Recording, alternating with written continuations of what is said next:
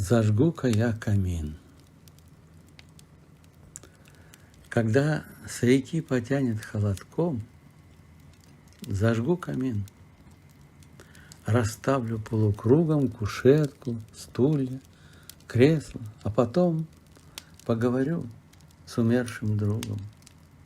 Не торопясь, зажгу одну свечу, налью 2 стопки, разом обе выпью, и, чтобы не завыть, болотной выпью, уткну лицо в ладонь, прижатую к плечу.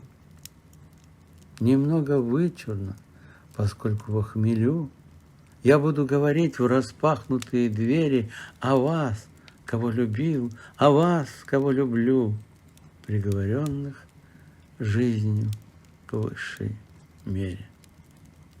Стыдясь своей посмертной немоты, исполненной праведной печали, стараясь, чтобы вас не замечали, придете вы ко мне из темноты.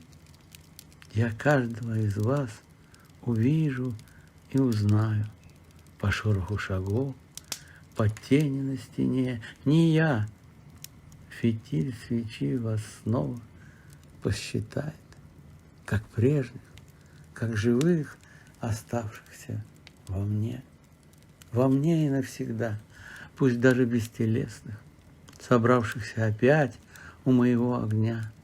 Здесь каждому из вас при жизни было место, и за столом моим, и в сердце у меня.